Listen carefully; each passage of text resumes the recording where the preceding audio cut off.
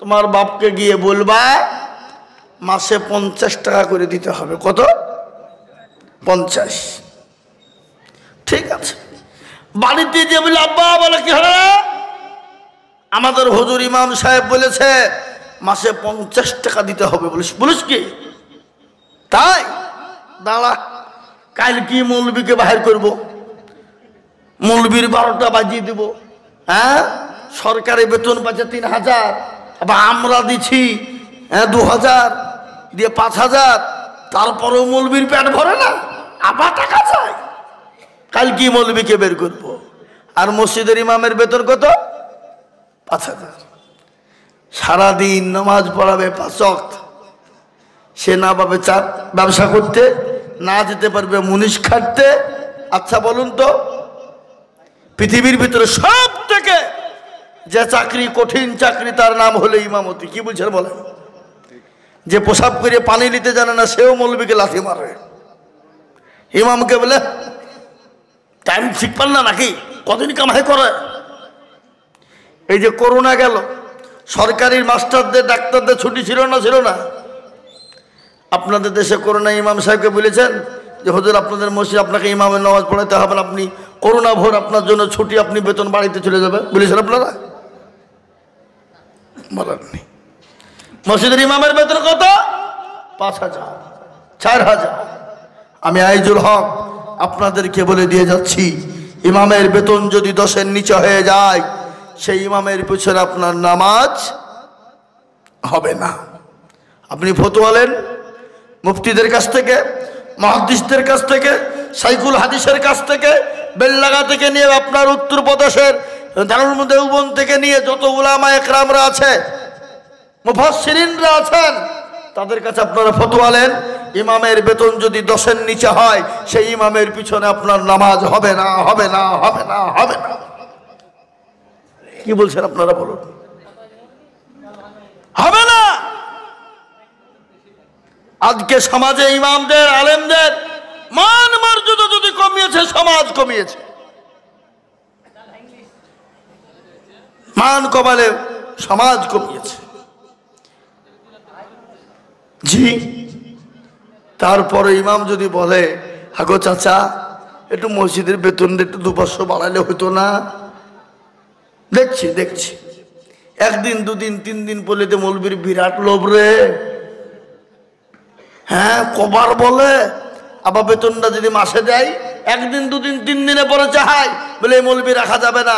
তোমার হুঁশ নাই? তোমার সংসারে খরচ কত হয়? একজন ইমামের বাড়িতে তার ছেলে আছে, মেয়ে আছে, বিবি আছে, বাচ্চা আছে না? তোমরা মনে করছো ইমাম সাহেবদের মেয়ে নাই, বিবি নাই, ছেলে নাই, বাচ্চা নাই? আজকে সমাজ কোথায়? ইমাম সাহেব নামাজ পড়াচ্ছে আলহামদুলিল্লাহ রাব্বিল আলামিন রহমান রহিম, আল্লাহ, মাস তো শেষ। 4000 টাকা 5000 টাকা বেতন।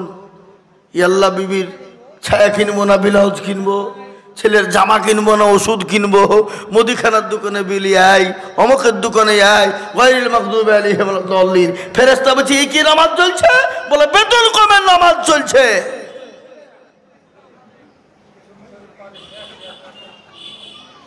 ইমাম বেতন চাইলে মসজিদ থেকে বের করে দাও। ইমামকে বলছে আপনার মতন ইমামের প্রয়োজন নাই, যা পড়ালেন পড়ালেন।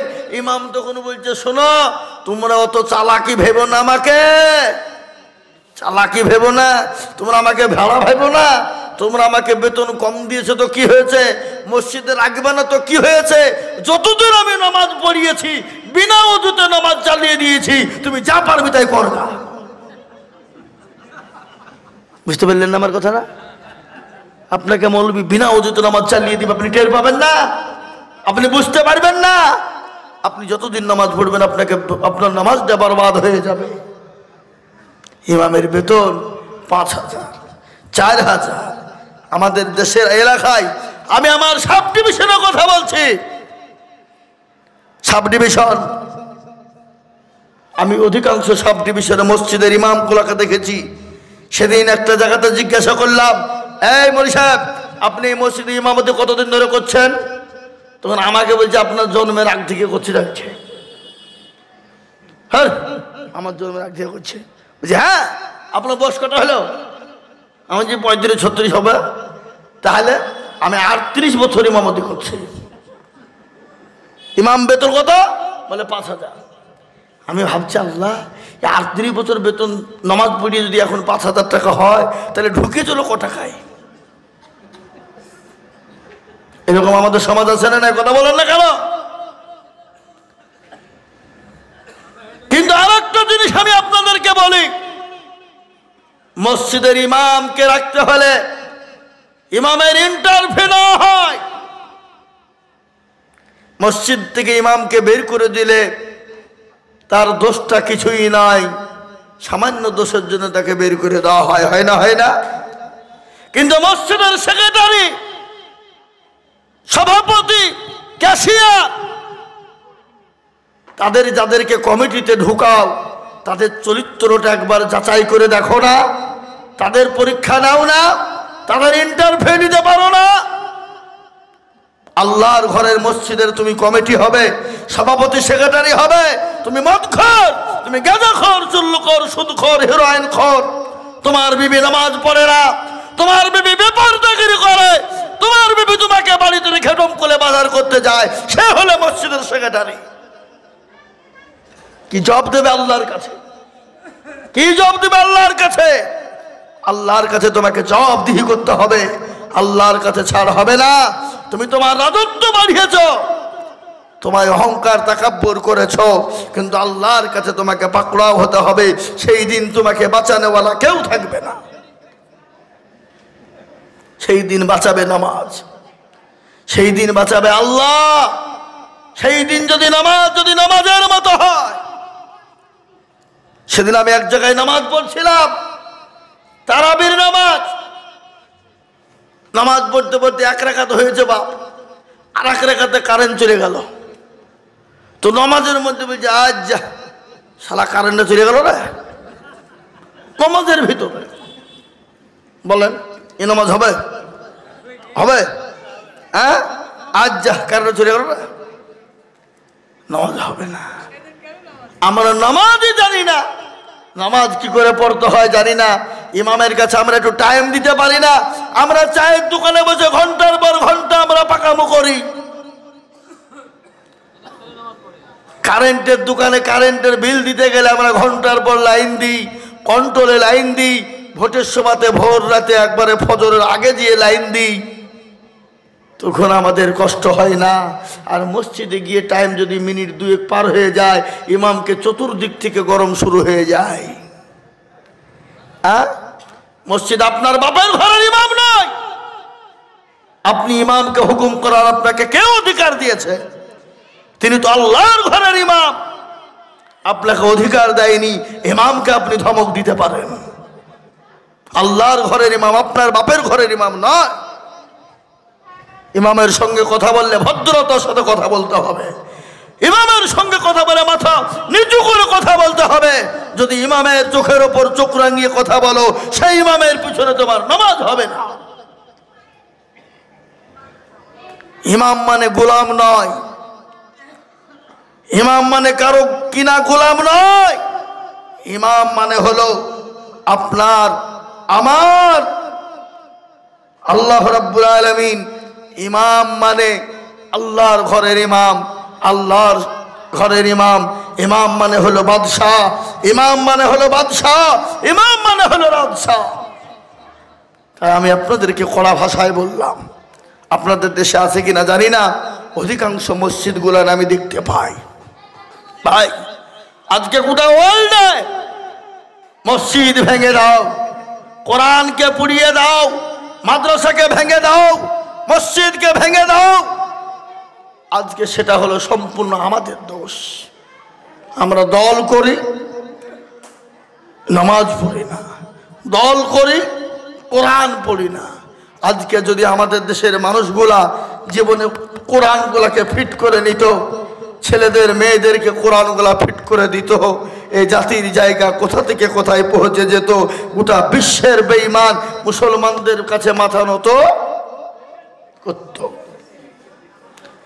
আজকে আমরা আল্লাহর কাছে দোয়া করি রব্বানা, আর আল্লাহ বলে আমি পারলুম না, তোদের চামড়া থব না। আমাদের দোয়া কবুল হয় না। হাবা আজকে দিন পেয়েছে, ইসলাম পেয়েছে, কোরআন পেয়েছে, মসজিদ পেয়েছি, আপনার মাদ্রাসা পেয়েছি, এরকম মজলিসে বসার সুযোগ পেয়েছি, কিন্তু এই দিনের জন্যে, ইসলামের জন্যে, কোরআনের জন্যে, দিনকে প্রতিষ্ঠিত করার জন্যে সাহাবারা মার খেয়েছে না খায় না? জোরে বলুন। নবীজি মার খেয়েছে না খায় না? জোরে বলুন। আল্লাহ নবী মানুষের কাছে গেলেন কলেমার দাওয়াত নিয়ে। বিশ্ব নবীর উপর অত্যাচার শুরু হয়ে গেল। বিশ্ব নবী মানুষের কাছে কলেমার দাওয়াত নিয়ে গেলেন, তাবলীগের দাওয়াত নিয়ে গেলেন। বিশ্ব নবী মানুষের কাছে গেলেন। আবু জেহেল, আবু লাহাব, উতবা, সাইবা, মুগীরা তাদের অন্তর ভিতর কাঁপতে শুরু করে দিল। আব্দুল্লাহ ইবনে মুহাম্মদ, এ তো আমাদের বাপদাদার ধর্মকে নষ্ট করে দেবে, শেষ করে দেবে, একে রাখা যাবে না, একে কোন রকম ভাবে রুখতে হবে। আবু তালেবকে ডাক দিয়ে বলল, ও আবু তালেব শোনো, তুমি তোমার ভাতিজাকে বলো, তুমি তোমার ভাতিজাকে রক্ষা করো, তুমি তোমার ভাতিজাকে তুমি বন্ধ করো। কি চাই সে, কি নেবে, কি তার প্রয়োজন? মক্কার জমিনে রাজত্ব নেবে, মক্কার জমিনে বাদশাহী নেবে, মক্কার জমিনে সুন্দরী রমণী নেবে। ও যা চাইবে তাই তাকে দেওয়া হবে, কিন্তু তাকে 5টা জিনিস বন্ধ করতে হবে। কয়টা? 5টা। সে যদি 5টা জিনিস বন্ধ করে দেয়, যা চাইবে মক্কার জমিনে তাকে তাই দেওয়া হবে।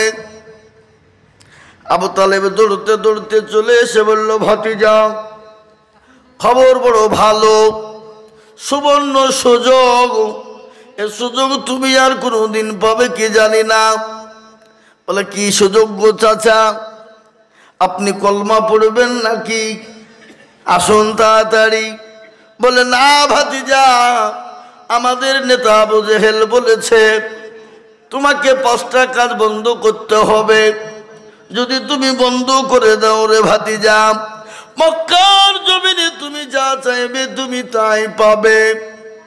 রাজত্ব পাবে, বাদশাহী পাবে, এবং সুন্দরী রমণীর সঙ্গে তোমার বিবাহ দেওয়া হবে। আচ্ছা বলুন তো, নবীজিকে রাজত্বর তার লোভ ছিল? কথা বলেন না কেন? তিনার বাদশাহের কোনো লোভ ছিল? তিনার সুন্দরী মহিলার উপর কোনো লোভ ছিল? কথা বলেন না? বিশ্ব নবী বললেন, চাচা, রাজত্ব কেন, গোটা পৃথিবীটা আমার হাতে যদি আপনি তুলে দেন, তবু আমি কলমার দাওয়াত দিব, তাবলীগের দাওয়াত দিব, আমি কোরআন তেলাওয়াত করব, কাবা শরীফে নামাজ পড়ব, আমি আবু জেহেলকে মূর্খ বলে ডাকবো। পৃথিবীর সব যদি দিয়ে দেন, আমি আর ছাড়তে পারবো না। কিন্তু মক্কার জমিনে নবী তো একা, তিনার পাশে তো কেউ নেই, তিনি তো একাই। তিনার পাশে কেউ ছিলেন না, তিনি নবীজি একাই মক্কার জমিনে তিনি আল্লাহর কাছে দোয়া করলেন, আল্লাহর কাছে প্রার্থনা করেন, একাই তিনি কলমার দাওয়াত দিয়ে বেড়ান। আবু জেহেলের কাছে আবু তালেব ছুটতে ছুটতে গিয়ে বলল, আবু জেহেল গো, ভাতিজা বলেছে আমি কোনো রাজত্ব নেব না, সুন্দরী রমণী নেব না, কিন্তু আমার কাজ আমি চালিয়ে যাব, কেউ বাধা দিতে পারবে না। আবু জেহেল বলল, আবু তালেব শোনো, তুমি তোমার ভাতিজাকে গিয়ে বলো, বুঝাও, যদি 5টা কাজ না বন্ধ করে, খোলা আসমানের নিচে তার সঙ্গে জাহাজ ঘোষণা হবে, খোলা আসমানের নিচে মক্কার জমিনে তার সঙ্গে লড়াই হবে, রক্তপাতের বন্যা বইবে। আবু তালেব আবার নবীজির কাছে ছুটতে ছুটতে এলেন। আসার পরে বলল, ভাতিজা খবরদার খবরদার তুমি মেনে নাও, যদি না মেনে নাও আবু জেহেল তোমাকে খুন খারাপি করে ফেলবে, রক্তের বন্যা বয়ে দেবে, মক্কার জমিনে রক্ত সুদ বয়ে চলে যাবে। নবীজি বললেন, তাই তো, ইসলাম তো বলেছে কাউকে মেরো না, ইসলাম বলেছে কাউকে আঘাত করো না, ইসলাম কোনোদিন খুন খারাপি চায় না। সঙ্গে সঙ্গে বললেন, চাচা গো, ইসলাম বলেছে খুন খারাপি করতে হয় না, ইসলাম বলেছে শান্তির ধর্ম, কোরআন বলেছে ইন্না দীনা ইনদাল্লাহিল ইসলাম, ইসলাম হলো শান্তির ধর্ম। তাই তো ইসলামের ভিতরে খুন খারাপি নাই, রক্তপাত নাই। সঙ্গে সঙ্গে বলে, চাচা আবু জেহেলের কথা আমি মেনে নিলাম, আমি 5টা কথা মেনে নেব, কিন্তু চাচা গো আমার একটা শর্ত যদি আপনারা মেনে নেন। আবু জেহেল যে শর্ত দিয়েছে 5টা, এই 5টা শর্তই আমি মেনে নিব, কিন্তু আমি একটা শর্ত দেব চাচা, এই শর্তটুকুন আপনাদেরকে মেনে নিতে হবে। আবু তালেব মুচকি হেসে বলেন, ভাতিজা তুমি যদি 5টা শর্ত মেনে নিতে পারো তাহলে তোমার একটা শর্ত আমরা অবশ্যই মেনে নেব। হ্যাঁ, একবার আবু তালেব খুশি হয়ে আনন্দ করে ছুটতে শুরু করে দিয়েছে। বাবা কোথায়? আবু জেহেলের কাছে। আবু জেহেলকে গিয়ে বলেছে, নেতা খুশির সংবাদ বেরিয়ে এসো, ভাতিজে সব মেনে নিয়েছে। আর আবু জেহেল মূর্খ মানুষ, একবারে নেংটে মেরিয়ে ঘর থেকে লাভ মেরিয়ে বেরিয়ে চলেছে। বলো কে? বলে, হ্যাঁ এই মাত্র এলাম, আমার ভাতিজা বলেছে আমি 5টা শর্তই মেনে নেব, কিন্তু তার একটা শর্ত আছে, সে একটা শর্ত যদি দেয় আমাদের সকলকে মেনে নিতে হবে। তা আবু জেহেল বলছে, পাগল, ও 5টা শর্ত মানতে রাজি, আর আমরা এই একটা শর্ত মানবো না? অবশ্যই মানবো। তাহলে ডাকো। আল্লাহর নবীকে ডাকা হলো মক্কার জমিনে। আবু জেহেল বললে, এখনই ডাকো, পরে হবে না, কিন্তু তিনি তো রহমাতুল লিল আলামিন। রহমাতুল লিল আলামিন কে? কথা বলে, তিনি তো রহমাতুল লিল আলামিন। তিনাকে ডাক করা হলো, তিনি এলেন। লাখো লাখো কাফের বেঈমান মক্কার জমিনে জমায়েত হয়ে গেল। রাসূলুল্লাহ তিনি হলেন একা, আর আল্লাহ কোরআনে বলেছে, হাক্কান আলাইনা নাসরুল মুমিনিন, যারা মুমিন হয় আমার আল্লাহ মুমিনের পাশে থাকে, মুমিনকে হেফাজত করে। বিশ্ব নবী গেলেন, আবু জেহেলের দলবল সমস্ত হাজির। নবীজি হাজির হলেন। আবু জেহেল বলছে, ও ভাতিজা আমি তোমাকে 5টা শর্ত দিয়েছি, তুমি মানবা? বলো, অবশ্যই মানব, কিন্তু আমি একটা শর্ত দিয়েছি, যদি তো আপনারা মেনে নেন। মানবেন? বলে, হ্যাঁ মানবো। তুমি 5টা মানবা আর আমরা একটা মানবো না, তাই হয়? অবশ্যই মানবো। তাহলে বলি, আবু জেহেল বলতে শুরু করে দিল, ভাতিজা শোনো, 1 নম্বর হলো তুমি আমাকে মূর্খ বলে ডেকো না। আচ্ছা বলেন তো আবু জেহেল মূর্খ ছিল কিনা? আবুল হাকাম মানে মূর্খের পিতা, কথা বলে না? মূর্খের পিতা। ও ভাতিজা তুমি আমাকে মূর্খ বলে ডাকো, আমাকে বড় লজ্জিত হতে হয়। আমি দলের নেতা, আমি দলের সরদার, আমি দলের লিডার, আর আমাকে তুমি সবার সামনে মূর্খ বলে ডাকবা, এটা আমি কখনোই মেনে নিতে পারবো না। 1 নম্বর হলো। 2 নম্বর হলো, ভাতিজা তুমি কলমার দাওয়াত দিতে পাবে না। 3 নম্বর হলো, তুমি তাবলীগ করতে পাবে না। 4 নম্বর হলো কি, সঙ্গে সঙ্গে আবু তালেব মুখ থেকে আবু জেহেলের কেড়ে নিয়ে বলল, ভাতিজা 4 নম্বর হলো তুমি কাবা শরীফের ভিতরে নামাজ কোরআন পড়তে পাবা না। আবু জেহেলের মনটা খারাপ হয়ে গেল। কেন বলেন তো? কেন আবু জেহেলের মনটা খারাপ হওয়ার মানে কি? যতক্ষণ পর্যন্ত নবীজির কোরআন তেলাওয়াত না শুনত ততক্ষণ পর্যন্ত আবু জেহেলের বিছানায় ঘুম হতো না। সুবহানাল্লাহ বলুন। আবু জেহেলের মনটা খারাপ। আবু তালেব বুঝতে পেরেছে আমি যদি এটা বন্ধ না করি তাহলে আবু জেহেল তো কোরআন শুনবে। 4 নম্বর হলো তুমি কোরআন শরীফ কাবা শরীফে পড়তে পাবা না। 5 নম্বর হলো ভাতিজা তুমি কাবা শরীফের চত্বরে তুমি ওপেন নামাজ পড়তে পাবা না। যদি তুমি ওপেন নামাজ পড়ো আমাদের ছেলেদের বড় খারাপ লাগে, আমাদের ছেলেদের মনটা যেন উতলা হয়ে যায়, আমাদের যুবকদের ভিতরটা যেন খারাপ হয়ে যায়। ও ভাতিজা এই 5টা শর্ত যদি তুমি মেনে নাও তুমি যা বলবে শুনবো। নবীজি তিনি তো নবী, তিনি তো রসুল, তিনি তো আল্লাহর হাবিব, তিনি তো আল্লাহর দোস্ত। সঙ্গে সঙ্গে ডাক দিয়ে বলল চাচা আপনাদের 5টা শর্ত হয়ে গেছে। বলে হ্যাঁ। তাহলে আমার একটা শর্ত আমি বলি। বলে হ্যাঁ বলো। মানবেন তো? বলে হ্যাঁ। তুমি যদি 5টা মেনে নাও আমরা মানব। অবশ্যই।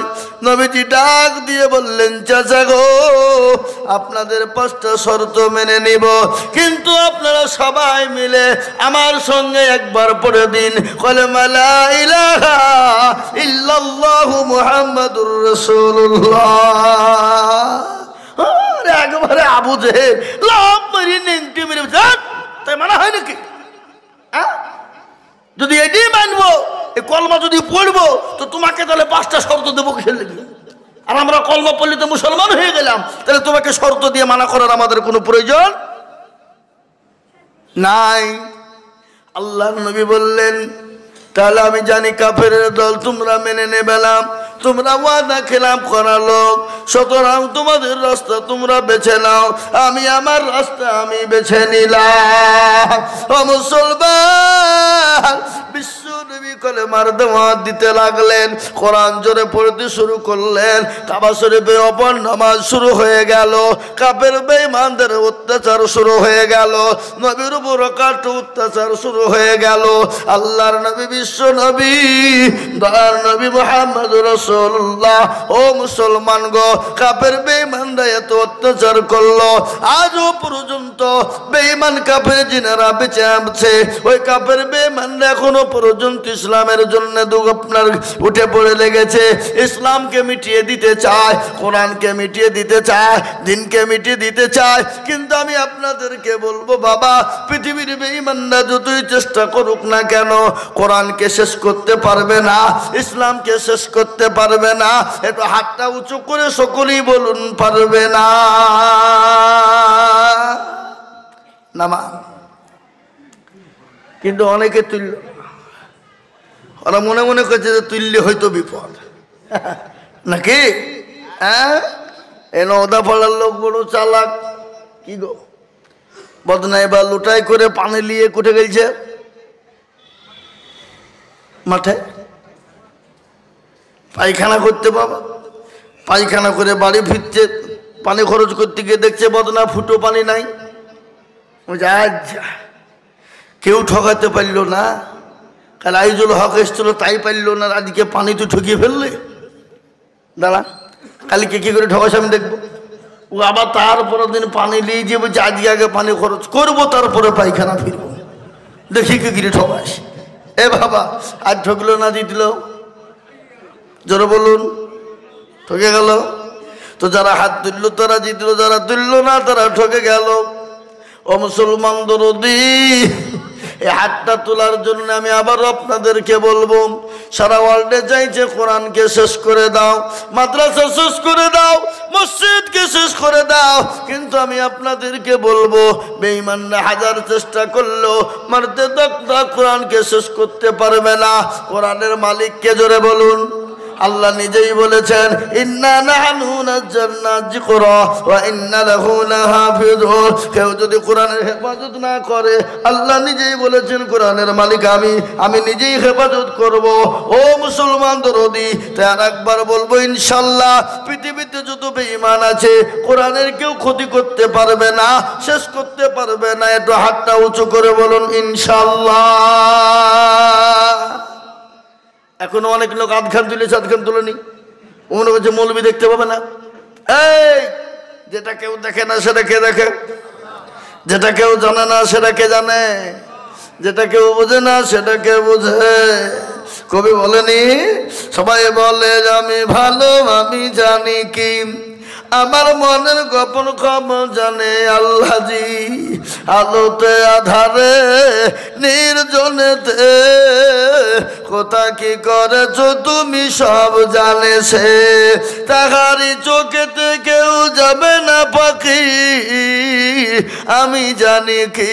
সকলকে ফাঁকি দেওয়া যাবে কিন্তু আমার আল্লাহকে ফাঁকি দেওয়া যাবে না। তাই আমি আপনাদেরকে বলবো বাবা, আজকে সারা ওয়ার্ল্ডে চাইছে ইসলামকে থমে না। আমি বলবো আল্লাহর দ্বীনের হেফাজতের জন্য, কোরআনকে হেফাজতের জন্য আমি আপনাদের কাছে একটু হাত পেতে দেব।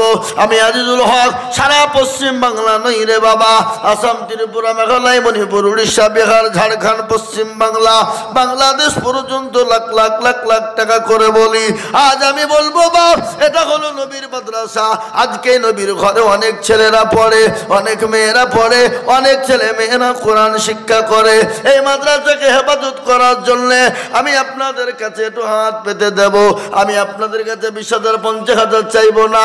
এই মজলিসের ভিতরে সর্বপ্রথম 5টা দরদিকে বলবো, ও মুসলমান, বহু টাকা বহু দিকে চলে যায়, বিবি বাচ্চার পিছনে যায়, ছেলে মেয়ের পিছনে যায়, আত্মীয় স্বজনের পিছনে যায়, বন্ধু বান্ধবের পিছনে যায়, ডাক্তারের দোকানে চলে যায়, এদিকে সেদিকে নষ্ট হয়ে যায়। আমি আল্লাহর কোরআনের জন্য আমি আপনাদের কাছে একটু হাত পেতে দেব বাবা, মাত্র 10,000।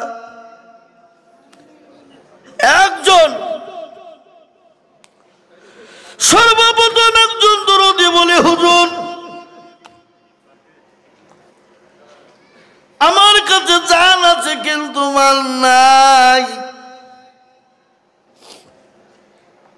আমি পরে অল্প অল্প করে দিয়ে দিয়ে দিয়ে দিয়ে দিয়ে দিয়ে দিয়ে শোধ করে দেব। আজকে আপনার এই কোরআনের টাকার দানের বদলে, 1 টাকার বদলে, 1,000-এর বদলে, 10,000-এর বদলে একটা একটা করে নেকি আপনার আমলনামায় হয়ে যাবে বাপ। তাই আমি বলবো গো দরদি মুসলমান, আল্লাহর কোরআন এখানে আছে নাই, আল্লাহর কোরআনের জন্য সর্বপ্রথম একজন দরদিকে বলবো বাপরে, আমি জানি নওদা পাড়ার মানুষের দিল বড়, মন বড়, অন্তর বড়। তাই আল্লাহর কোরআনের জন্য সর্বপ্রথম একজন দরদিকে বলবো বাপ, মাত্র 10,000 ইনশাল্লাহ। মাত্র 10,000 টাকার দাতা একজন দরদিকে দেখতে চাই এই মজলিসের ভিতরে ইনশাল্লাহ। কি গো ইনশাল্লাহ হবে না? হবে না? অনেকের বাপ চলে গেছে, মা চলে গেছে, কবরবাসী হয়ে গেছে, চাতক পাখির নেই, বলছে খোদা গো এমন কোন দরুদের বেটা নাই, এমন কোন দরুদের বেটি নাই, এমন কোন সন্তান নাই। আজকে জমি গাড়ি বাড়ি টাকা পয়সা সব কিছু দিয়ে চলে এসেছি, আজকে কবরের মধ্যে একটু আযাবের মধ্যে গ্রেফতার হয়ে গেছি, আর আল্লাহর কোরআনের জন্য হাতটা বাড়িয়ে দেবে এমন কোন দরুদি হবে না। একজন দরুদিকে বলবো বাপ, মাত্র সর্বপ্রথম কোরআনের জন্য 10,000 টাকার দাতা ইনশাল্লাহ। একজন সর্বপ্রথম আজকে এই নওদাপাড়ার মাটিতে মাস্টার, ডাক্তার, হাজী সাহেব সকলকে মিলে বলবো, ব্যবসায়িক, জমিদার, পয়সাওয়ালা গাড়িওয়ালা বাড়িওয়ালা সকলকে মিলে বলবো ইনশাআল্লাহ সর্বপ্রথমে 10,000 টাকার দাতা একজন দরুদ ইনশাআল্লাহ বলি। কি গো আজকে নওদাপাড়ার মাটিতে এমন কোন আল্লাহর বান্দা একটা হবে না বাপ? এমন কোন বসাওয়ালা নাই, এমন কোন হাজি সাহেব নাই, এমন কোন মাস্টার সাহেব নাই, এমন কোন ডাক্তার সাহেব নাই, এমন কোন ব্যবসায়িক নাই, এমন কোন জমিওয়ালা নাই যে আল্লাহর কোরআনের জন্য বলে হুজুর আমার কাছে জান আছে কিন্তু মাল নাই, পরে অল্প অল্প করে দিয়ে দিয়ে দিয়ে দিয়ে 10,000 টাকা শোধ করে দেব। একজন দরুদ দিয়ে একটু হাতটা তুলে দিয়ে বলি তো বাবা এই মজবার ভিতরে কোন বাবজি আছে? নাই? আগো হা বাপ ও মুসলমান, আল্লাহ না করুক বাড়িতে গেলেন, বাড়িতে গিয়ে ছেলে মেয়ে বিবি বাচ্চার যদি অসুখ হয়ে যায়, চলো ডাক্তারের কাছে নিয়ে যাই। ডুমকুল নিয়ে গেলেন, ডাক্তার বলে আই করো আই করো অমুক করো তমুক করো করতে করতে করতে 1,000 টাকা চলে যেতে পারে, জোরে বলতে পারে না। তাই আমি আপনাদেরকে বলবো শোনা, এমন কোন মুসলমান একজন দরদি ভাগ্যবান বলি আমার বাপজি ভাই মা খালা বোন সকলকে মিলে বলবো সর্বপ্রথম একজন দরদি কে আছে বাপ? আল্লাহর কোরআনের জন্য 10,000 টাকা।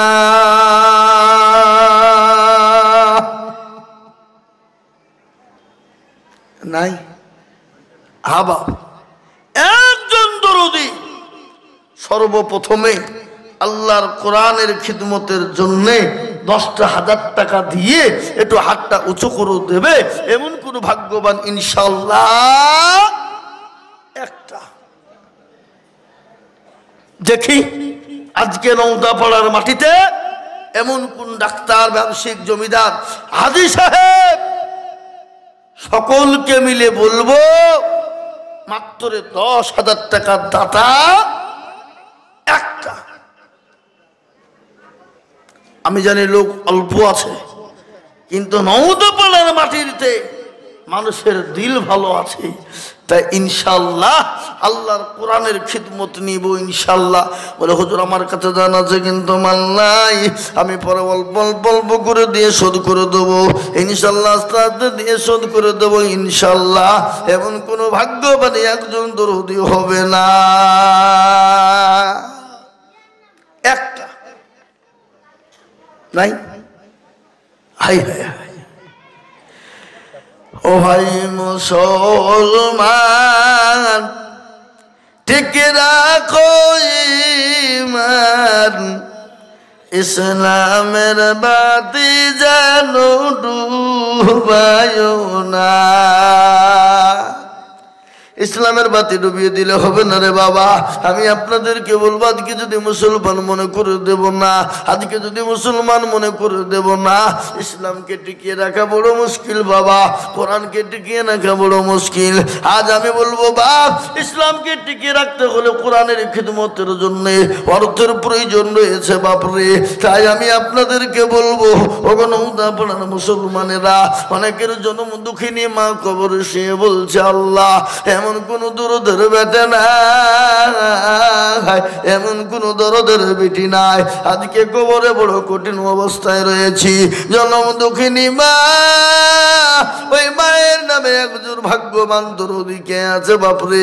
সর্বপ্রথম হাত উঁচু করে দিয়ে বলে হুজুর গো আমার কাছে জান আছে কিন্তু মাল নাই, আল্লাহর কোরআনের জন্য আমি 10,000 টাকা দেব ইনশাআল্লাহ। একজন ভাগ্যবান হবে না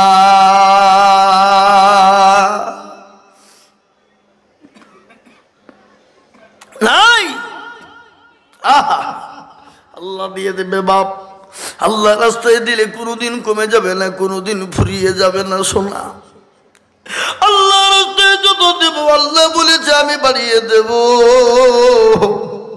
আল্লাহ বাড়িয়ে দেবে বাপরে।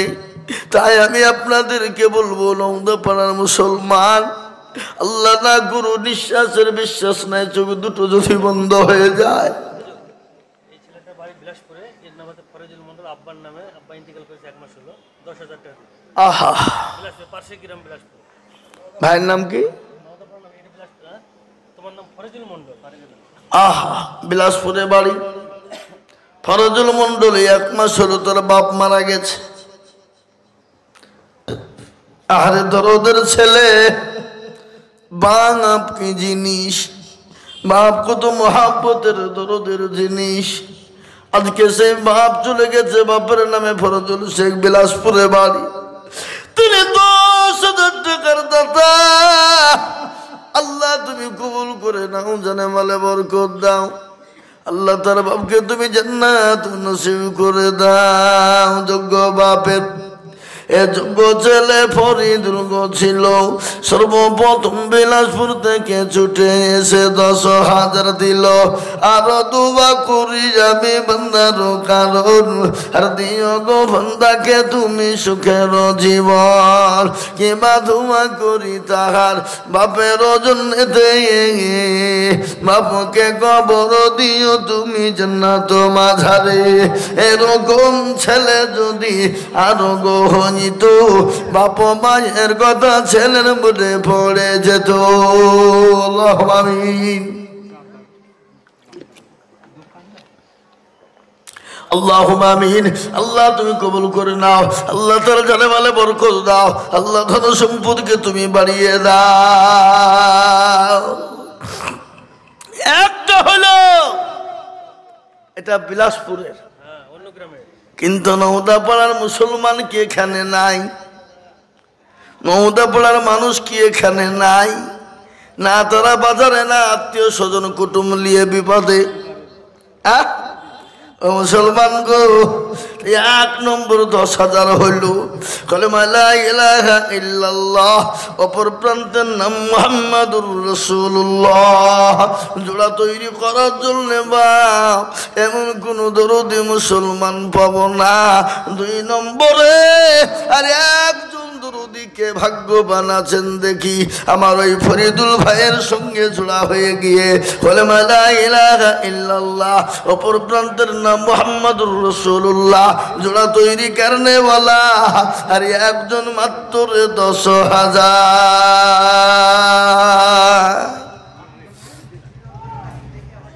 নাই নাই। আর একটা এই 10,000 টাকা হইল তো বিলাসপুরে, কিন্তু নওদাপাড়ার মানুষ কই? নওদাপাড়ার বাবা জীবনরা কোথায়? নওদাপাড়ার বাবজি ভাইয়েরা সোনারা আমার কোথায়?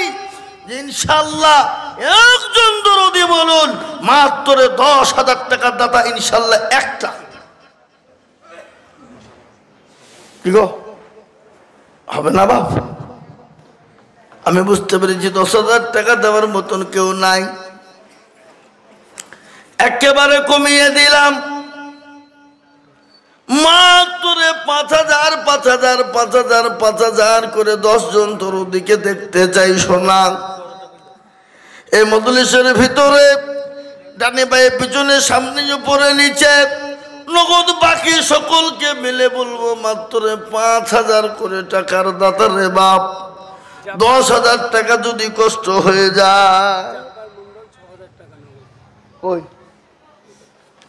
দেন। আল্লাহুম্মা আমিন। কোথা বাড়ি? জব্বার মন্ডল এখানে আছে? কই জব্বার মন্ডল? কে গো, হাত তুলেন দেখি।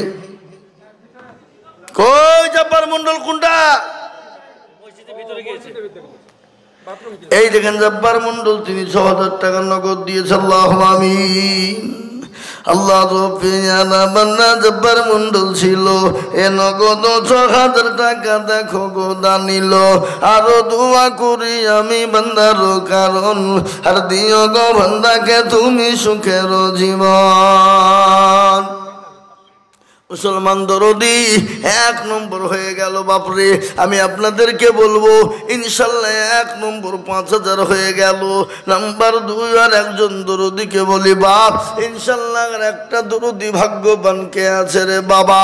ও বাপজি মুসলমান ভাইয়েরা, আমার মায়েরা, জননীরা, আমার সোনারা, 5,000 টাকার দাতা আর একজন দরদি দুরুদিকে মজলিসের ভিতরে দেখতে চায় 5000 ইনশাআল্লাহ আমি জানি আল্লাহর রাস্তায় দিলে কোনোদিন কমবে না আল্লাহর রাস্তায় দিলে আল্লাহ বানিয়ে দেবে বাবা আল্লাহর রাস্তায় দিলে আল্লাহ বানিয়ে দেবে ইনশাআল্লাহ তাই 2 নম্বরের একজন দুরুদিকে বলবো বাপ মাত্র 5000 টাকার দাতা কি গো আপনাদের কি মাদ্রাসার উপর দুশমনি আছে নাকি কি কথা বলেন কোরআনের উপর দুশমনি আছে নাকি না মাদ্রাসার উপর দুশমনি নাই কোরআনের উপর দুশমনি নাই তাহলে কেন আল্লাহর দিনের শর্তে 5000 করে টাকা দেনে বলা ইনশাআল্লাহ হবে না বাপরে আমি আপনাদের কাছে মাত্র 5000 করে টাকা দেখতে চাই সোনা আজকে নওদাপাড়ার মাটিতে এমন কোন নবীর প্রেমিক হবে না এমন কোন দিনের প্রেমিক হবে না সর্বপ্রথম আল্লাহর দিনের হেফাজতের জন্য নাম্বার 2 আর একজন দুরুদিকে বলবো বাপ মাত্র 5000 ইনশাআল্লাহ একটা নাই নাই হাগো 5000 টাকা দেওয়ার মতন ইনশাআল্লাহ একটা হবে না high high high high high high আল্লাহু আকবার না আপনারা আমার ভাষা বুঝতে পারছেন না নাকি বলুন আরে একজন দরদি নাম্বার 2 5000 নবীজি যখন দিনের জন্য ডাক দিলেন দিনকে বাঁচানোর জন্য ডাকলেন রে বাপ সাহাবা একরামরা এই দেখেন কি নাম কোথা বাড়ি হাফিজুল ইসলাম বাপের নাম মারা গেছে না আছে আহা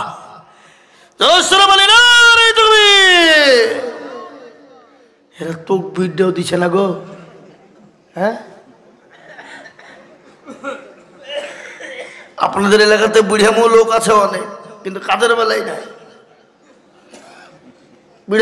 বুড়ামো লোক আছে ফুটেনির কথা বাড়ায় মুখ দিয়ে কিন্তু দেওয়ার বেলাতে নাই এরকম লোক আছে না নাই জোরে বলুন আল্লাহর পিয়ারা বান্দা হাফিজুল গো ছিল আল্লাহর পিয়ারা বান্দা হাফিজুল গো ছিল নাম্বার 2 যেতে 5000 টাকা দিল আরো দোয়া করি আমি তাহার কারণ দিও আল্লাহ তাকে তুমি সুখের জীবন আল্লাহুম্মা আমিন এই দেখেন 2 নম্বর হয়ে গেল বাপ নবীজি বলেছে মান তামাসসাকা বিসুন্নতি ইনদা ফাসাদি উম্মতি ফালাহু আজরুন মিয়াতিন শাহীদিন আমার নবী বলে গেছে হাদিসের মধ্যে ফিতনার জামানায় যারা নবীর একটা সুন্নাত জিন্দা করবে আল্লাহ রাসূল বললেন তারা বললা ভাই 100 শহীদের দরজা হয়ে যাবে তাই আমি বলবো বাপ আমার নবীর চোখের পানি টুকুনকে মোছাবে নবীর সুন্নতকে কে জিন্দা করবে নবীর চোখের পানি মোছানোওয়ালা এমন কোন একজন দরদি হবে না মাত্র 5000 টাকার দাতা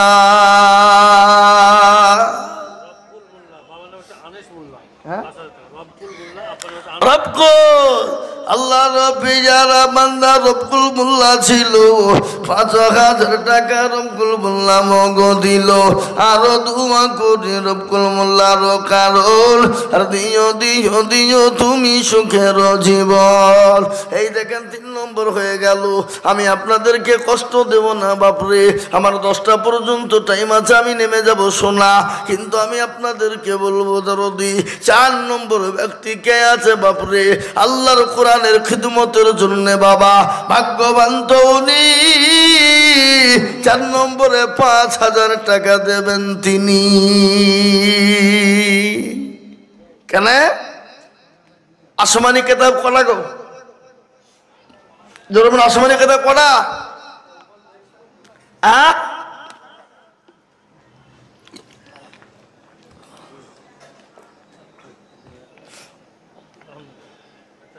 বাচ্চু আব্বার নাম হচ্ছে সিদ্দিক হোসেন, কেরলে আছে 5,000 টাকা। বাচ্চু আল্লাহর পিয়ারা বান্দা বাচ্চু গো ছিল, আল্লাহর পিয়ারা বান্দা বাচ্চু গো ছিল। 4 নম্বরেতে 5,000 হইল। এই আপনি কয় নম্বর সিরিয়াল লিখেছেন? আমি 3 নম্বর, এখানে 1 নম্বর 6,000 টাকা আছে, 4 নম্বরে চলছে। আর 10,000 টাকাটা কই? আসল বলে 1 নম্বরে। আরো দোয়া করি আমি তাহারও কারণ, আল্লাহ তুমি দিও তাকে সুখের জীবন। কিবা দোয়া করি আমি করি গো রব্বানা, আল্লাহ তুমি তাকে যেন কখনো ভুলো না। এই কমিটির ছেলেরা, আমি বলবো মা বোনদের কাছে লোক পাঠিয়ে দেন, যায়নি গো? মা বোনদেরকে বলবো, মা বোনেরা তোমরা যে যা পারবা দাও মা। 1,000, 2,000, 5,000, 10,000 যে যা পারবা মা।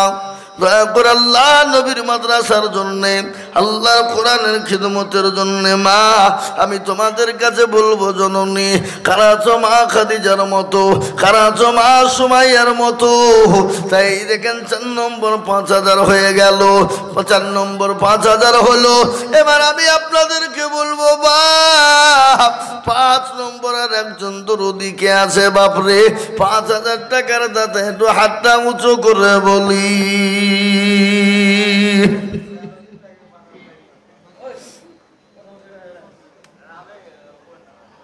একজন মাত্র 5,000 টাকার দাতা, আর একটা দরদি হবে না বাপ? নাই। ইনশাল্লাহ আমি আপনাদেরকে বলি বাবা, ইসলামের খুঁটি কটা? 5। আচ্ছা বলেন তো বাপ, নামাজ ক ওয়াক্ত? আপনাদের দেশের নামাজ 4 ওয়াক্ত হয় না 5 ওয়াক্ত হয়? 5টা। আচ্ছা বলুন তো হাতের আঙ্গুল কটা? সবই 5। সবই যখন 5 বাপ, আমরা মোটেও দেরি করবো না শোনা। ইসলামের 5টা খুঁটি, তাই 5 নম্বরের একজন দরদিকে বলবো মাত্র 5,000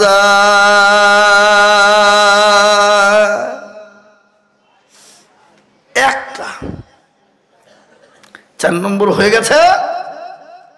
5 নম্বরে একজন ভাগ্যবান, ইনশাল্লাহ নবীর প্রেমিক, তার মধ্যে কবি নবীজির কবর জিয়ারত করে এসেছেন যারা, তাদেরকে বলবো এখানে কবর জিয়ারত করার লোক আছে না নাই নবীজির?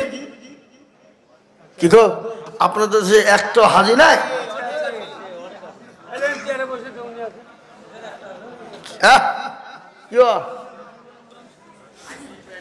আল্লাহ আমিন। ওখানে রাখা হবে না, করেছে এখানে রাখানো পরে